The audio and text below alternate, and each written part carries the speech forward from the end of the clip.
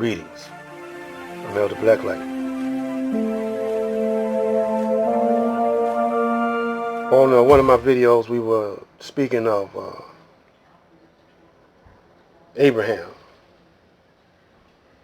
and we want to get to the root of Abraham because Abraham is the father of many generations. The Israelites and the Jews and the Hebrews, they say that they are of the same bloodline and the same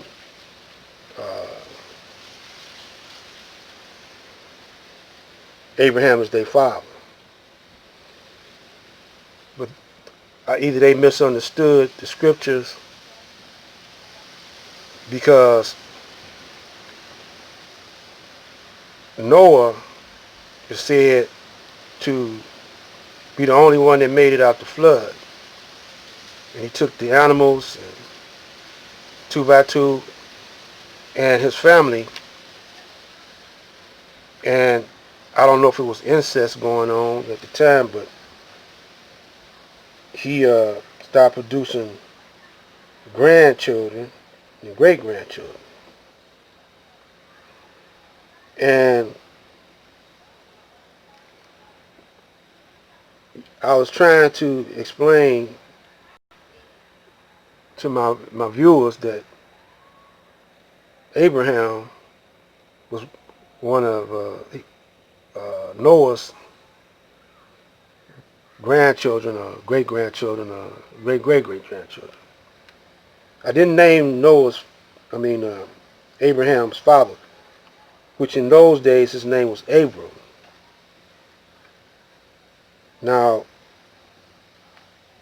these are the generations of the sons of Noah: Shem, Ham, and Jeshaphat, and unto them were sons born after the flood.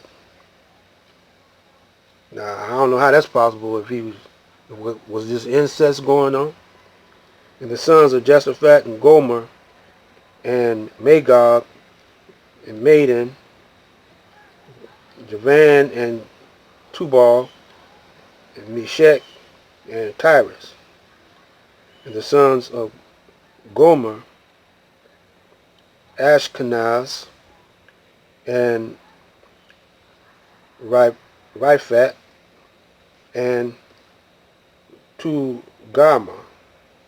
And the sons of Javan, of Elijah and Teresh, Katim and Dudanim. And these were the islands of the Gentiles divided in their lands, every one after his tongue, after their families and their nation. And the sons of Ham, Cush, and Mizraim, and Phut, and Canaan. And the sons of Cush, Seba, and Havilah, and Sabata, and Raamah, and Sabtijah, and the sons of Raamah, Sheba, and Dedan. And Cush begot Nimrod. Cush begot Nimrod. We gonna have to break that one down. But goes on down and says it was many generations before Abram came about.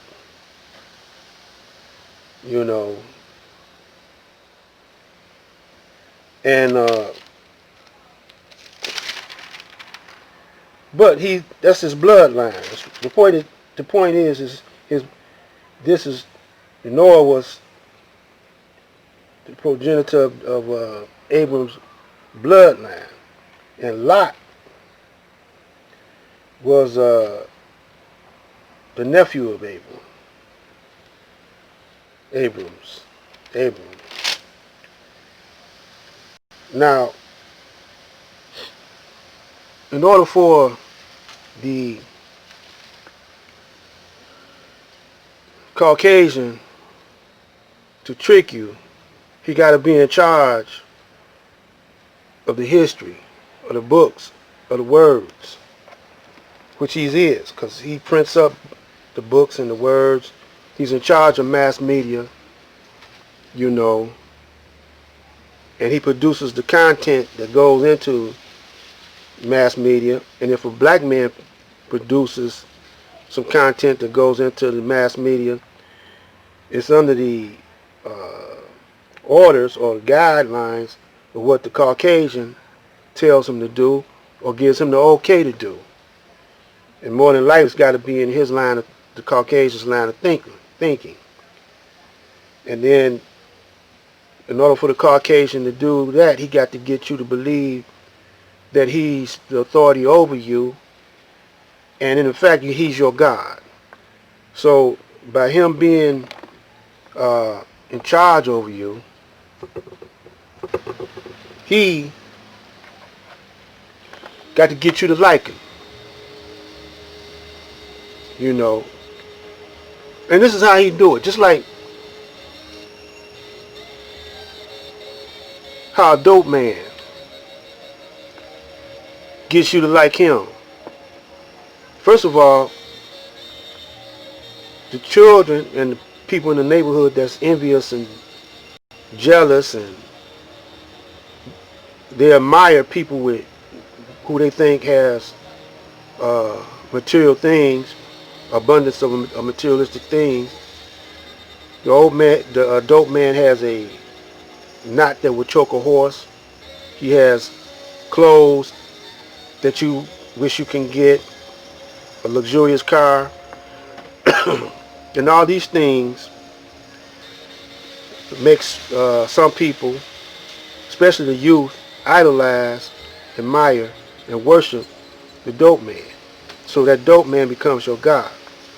So if they want to be like that dope man, they got to indulge in the things he do. A lot of brothers get trapped into that dope man style living because of money.